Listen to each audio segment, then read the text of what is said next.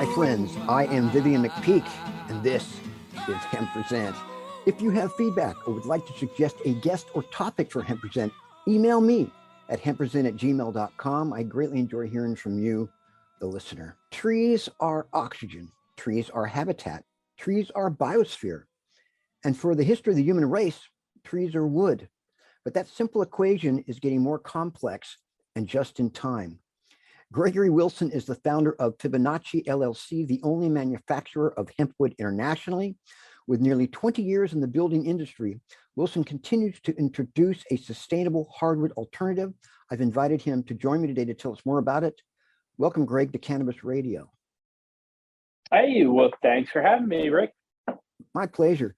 You know, this is just such an important topic, and I only regret that we're limited to about 26 minutes to cover the bases. Before we dive into all the many important facets of your business and its products, you just give us a little bit of your own personal history. What led to you becoming interested in and producing hempwood? Well, I grew up kind of out in the woods, always in the creek catching crawfish and just being around nature. So it's literally second nature to me to just want to be outside amongst the trees and the forests and that. So as I grew up and had to decide what I wanted to be, it only made sense to try to do something that would help that element of the earth. So I studied building materials and Chinese and ended up going to China and working in the bamboo flooring industry. So I guess that's been 20 couple years ago. I was one of the guys who came up with strand woven bamboo. And here I am still using the same algorithm that I helped write back then that transforms a plant fiber into a wood composite. Now I'm just doing it in the United States with hemp and using soy proteins as the glue instead of formaldehyde. Fascinating. I have to say, you know, looking into your business, I mean, you have just really kind of put a lot of emphasis on I think, sustainability and in your entire approach.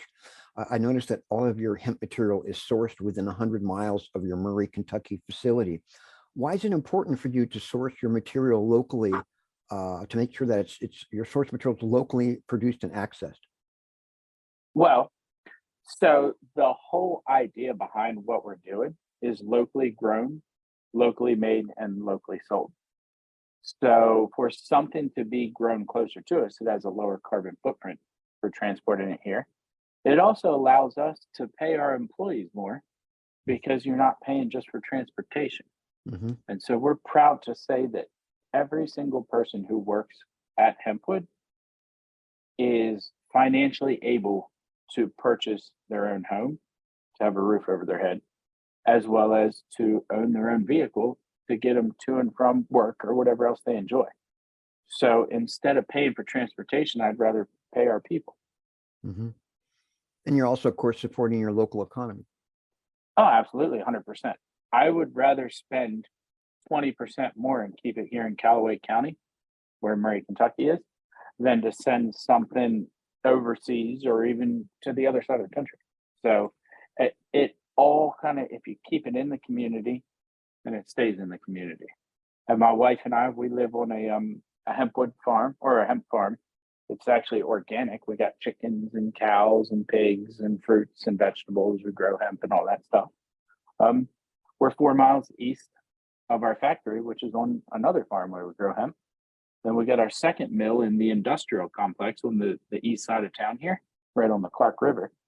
And that's only about 4 miles from factory number one. So my whole life kind of stays west of the Kentucky Lake. And in between Murray as the town and Kentucky Lake, it's about 12 miles in between the two of them. And of course, Kentucky has a rich history of hemp, right? Going back, you know, over a century, I imagine. This region is the best place in the United States, potentially the world, for grown hemp. So the soil and the climate are superior to just about everywhere for growing your traditional fiber hemp. Once you get up closer to where you guys are, it actually is better for having grain hemp. because the daylight hours. So around the Canadian border, plus or minus about 5 degrees in your latitude, is where the grain hemp is best. But right around us and Missouri, kind of the old tobacco country, Missouri, the Carolinas, Kentucky, Virginia, up into Maryland, a little bit of Pennsylvania. That's your traditional fiber hemp area. And so we figured that if this is where it grew before it was restricted, it makes sense this is where it'll grow after the restrictions are lifted. Can you talk about the process by which hemp wood is made? Heck yeah, man. This is all I do with my life. I got 84 hours a week that I spend in here in the shop or in the office. So Is we that got all? two factories. Only 84 hours a week? Well, it's exactly half the number of hours in a week. So I did for the first couple of years over 100 hours a week. And you actually kind of deteriorate what you're producing per hour. So 84 is kind of the sweet spot that I found. And I do sleep here and stuff like that. And I'm always driving around for work. So, I mean, I guess you could throw it up there to being higher, but mentally just piling into it, 84 is my number. But yeah, 2 mills, 24 people. We manufacture hempwood 6 days a week. We have people from Murray State University. I hire a lot from the ag school there. So we got Tommy Copeland. He was my first intern about 5 years ago. Now he's our plant manager for factory number 1, where we make the hempwood. And then my second intern, Matt McCormick, he's the plant manager at factory number 2. He's been here about 4 or 5 years too. And he runs that shop. Each one of them, they have 9 or 10 guys underneath them. And then we have Alyssa from Murray State University. She was a communications major. I asked the dean of the ag school there, I said, give me your best communications major you got in the ag school. And it's worked out great.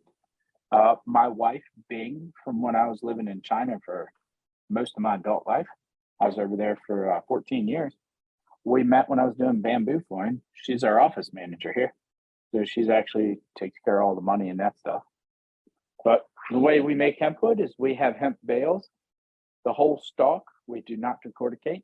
It comes in here from within 100 miles of our facility. We contract about 200 to 300 acres a year. We buy about twice that much from the open market in this area. It comes in and we have a machine that is, we call it the toilet paper unroller. And it looks just like it sounds. You take the hemp bale, the round bales, and you stab a spike through the center of them. And it looks just like a roll of toilet paper sitting at your house. A giant arm comes down and that causes it to spin and unroll the hemp bale. And it goes through a crusher. This crusher we built out of a old plywood roller, and we crush open the inner core, the woody core of the hemp stalks. We then have a conveyor that pulls it out and takes it to a weigh station. This weigh station, we weigh out how much is there, and we roll it up like a fruit roll up into this wrap, and we soak it for 5 to 8 minutes in a soy-based glue. So we developed Murray State University and Oregon State University developed how to steal the proteins from soy flour and use those as an adhesive instead of petroleum. So we soak it in there, we take it out and drip dry it and put it on these racks, and we put these racks into these dryers. These dryers are old tobacco barns and old rail cars, and they're actually all powered by our waste material. So we have 100% of our thermal energy comes from our bio waste in our bio burner.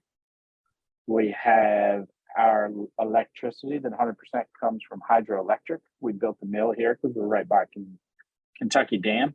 It's a Tennessee River is actually dammed up, making Kentucky Dam, and provides the electricity for this area. After these things get dried out using our 100% renewable energy, then we take them out, we weigh them, we press them in this, this thing's got 3,000 tons of pressure. It's about 3 stories tall. We actually have the largest hydraulic fluid delivery in Callaway County history to fill this thing up. But we press these blocks, then we We unload them with some cranes onto something that looks like a rail car. And it takes it into an oven that was an old 20-foot shipping container. And this oven's powered off of our waste energy.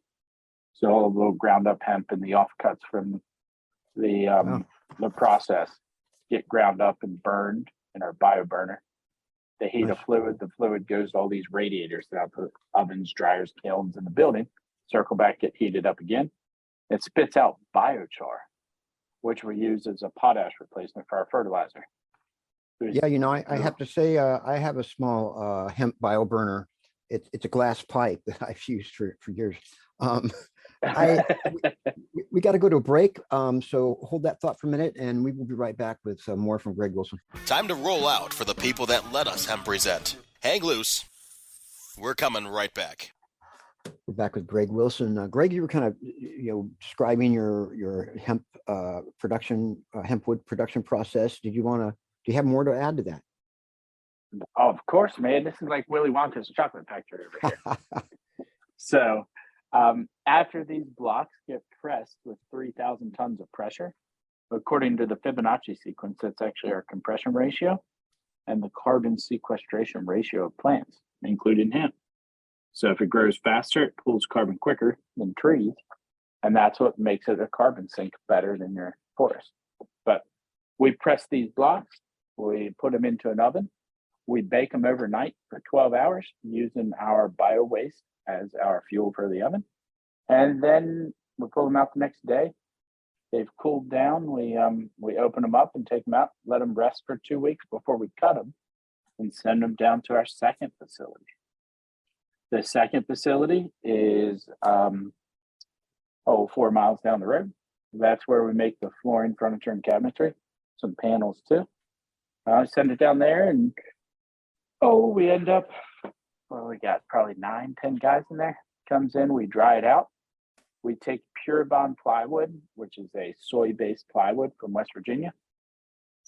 We glue the HempWood top layer to the Pure Bond plywood base, and then we cut tongue and groove on all 4 sides of it. We sand it, we wood fill it, and then sand it, and then put it through our coating machines.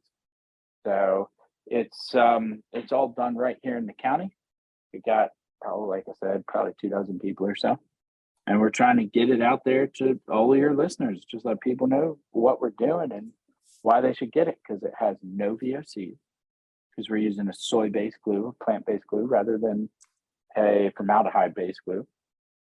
We are making it 100% in America. It is a fire retardant, double the class 1 standard required for commercial buildings. It's 20% harder than hickory because we compress it together. Your density equals your hardness and your stability. And then it's carbon negative because we're using our energy made out of our waste and hydro. So we have the only certified carbon negative product in the flooring industry. And it's made in America with no VOCs. And we even have the buyer preferred certification showing we got 95% plant-based material in the whole dang product. Wow. So you use no VOC adhesive, you use Cargill Prolia soy flour, is that right? Yeah, so what it is actually recycled soy flour. So after they take the soybean and they squeeze the oil out of it for making what they call vegetable oil, that's soy oil, then they take those beans and they grind them up and they sell them to us, and we use that as the protein for our glue. So you're repurposing those byproducts, those food byproducts? Yep. So it is the stuff that does not meet food grade. So whenever... go ahead. Yeah. So that actually gets you a lot of extra points on your LEED certification for using recycled materials. So most of your products are non-toxic hemp composite woods that can be used for interior design, general construction. Can things like conventional plywood and treated wood be toxic to pets and animals? Why is it important not to use VOC? Well, because you end up like me. I worked in formaldehyde mills, and now I have to get lung treatment. Oh, man. Because of being around all those dirty chemicals. So something that people need to know is, if you look at luxury vinyl plank, the fake looking wood floors, those are made of polyvinyl chloride, PVC. Vinyl chloride is originally developed for gas warfare in World War I. That's what was on fire in Ohio a couple of weeks ago in those trains that wrecked. And so people are putting something that is a known carcinogen inside of their house. And in engineered wood flooring, if you're importing your plywoods or your wood flooring from overseas, you have a 85% chance that you are using a formaldehyde-based plywood or OSB, those type of things. And of course, your pets and children are probably down at ground level, right? Causes lung cancer, causes asthma, all these different things that I'm a victim of working in that industry over in China for 14 years. So it's something that like people should be fed up. You're supposed to have the soccer moms out there with pitchforks getting after their politicians, telling them, hey, why are you letting all these dirty chemicals get in my house? And then you wonder why America has such a huge asthma problem, why people are having cancer problems. Like smoking is not a mainstream thing anymore, smoking tobacco, but yet people are still dying of cancer at even greater and greater rates. And it's because of stuff like this.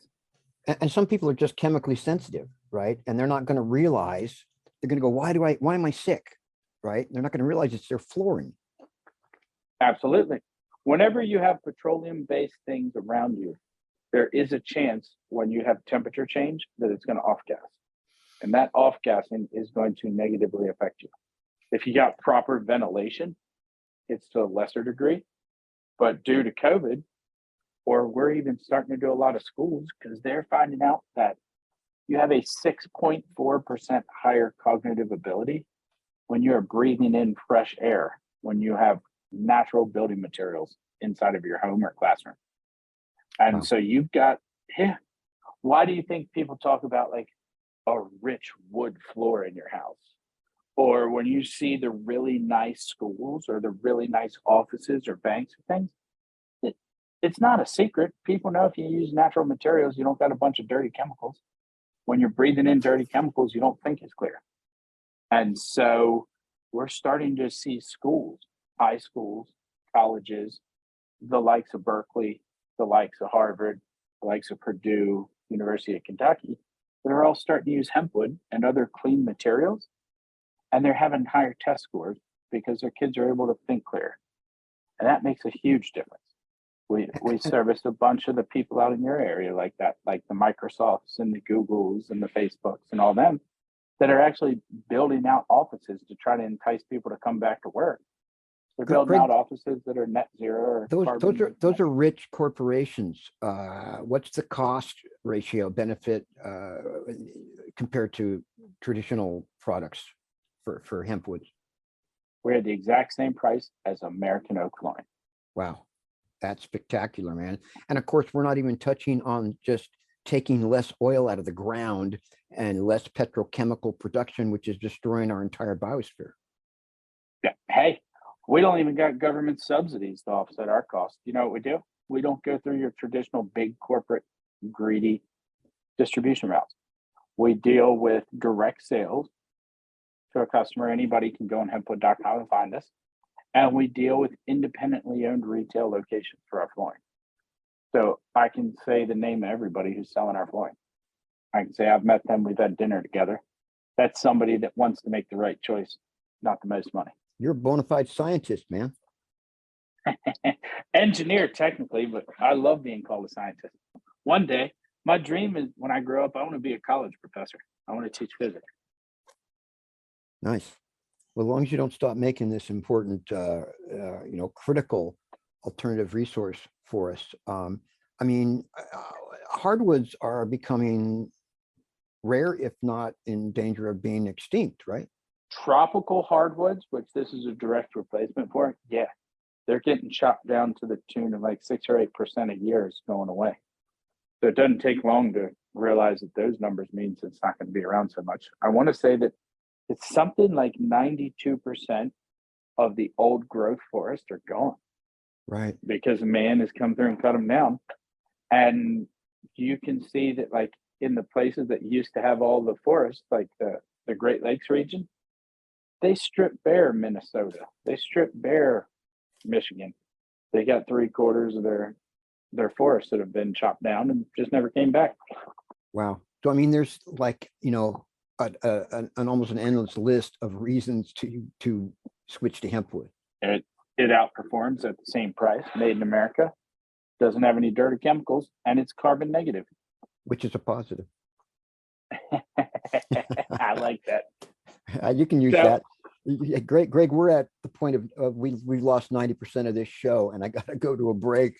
We're going to come back with a final segment, though. So stick with us, everybody. We haven't even got to the best stuff yet. Time to roll out for the people that let us Hempresent. Hang loose. We're coming right back. And we are going to raise the temperature with another segment here with Greg Wilson from HempWood.com. God, there's just so much to cover in so much little time. Hempwood seems like a vital component of sustainable construction and home improvement. I mean, you've kind of, detailed that. What's preventing more companies from producing hempwood and related products? Well, you got to have some pretty big cojones to take on the people out there that have the just kind of have all the subsidies. Like the lumber industry is not a bad thing if you selectively harvest or sustainably harvest your forest. That is a very good tool of building a sustainable housing industry. But if you go in and clear cut everything, it'll take 20, 30, 40 years for it to come back to what it was. And so the biggest issue that's out there is the fact that it's typically more profitable to do the wrong thing, and all people give a shit about is money. So that's where the big problem is if it wasn't all about how can you have the almighty dollar that everyone kind of is bowing down to, then more people would be doing it. But right now, it's more profitable to have somebody take Ukrainian oak with Russian formaldehyde plywood assembled in Cambodia and sold in America than it is to buy American oak flooring, because we got rules and regulations about what you can and can't cut, what you can and can't use. And then on top of that, it's more profitable to do that than it is to do a sustainably harvested renewable crop, because you got to pay somebody to go out there and plant it every year and then harvest it and bring it in, rather than what people do for harvesting trees. Not all the time, but a lot of times, is they just get contracts from the government to be able to go and cut a swath of national forest. And that's what people somehow use to build their house. it's more economical to have those woods from Ukraine and Russia shipped all over the place and then shipped back to America. I mean, there's something wrong with that business model. But in that vein, global climate change is projected to produce warmer, longer, and more frequent droughts, referred to as global change type droughts, which have the potential to trigger a widespread, like a worldwide tree die-off. We're already seeing the loss of ancient forests in some regions because of advancing climate change, and of course, deforestation is rampant due to human development, especially in the Amazon, which is critical for the function of our biosphere. Is there anyone working on legislation to restrict or regulate the use of tree wood in favor of sustainable forms of building materials such as hemp-derived wood? Is there anything happening at all? Yeah, actually, the new president of Brazil is reversing a lot of what happened with the tropical Lula. rainforest down there on the last one. So from what I understand, there are people making progress down in South America now to try to stop a lot of this. I would imagine that's the production end. Is there anything on the supply, on the use end, like here in America? Anybody addressing this? To a small degree, yes. I can say that lead points, which are requiring sustainable building materials, are becoming more and more for commercial projects.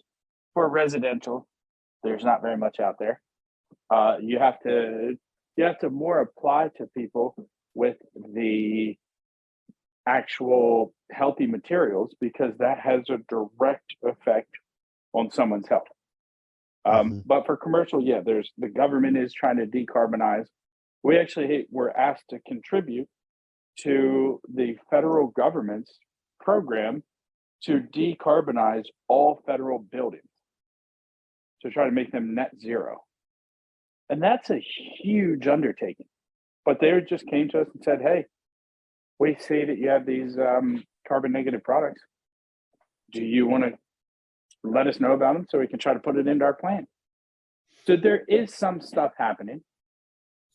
It's unfortunately not enough, but that's the way it usually goes.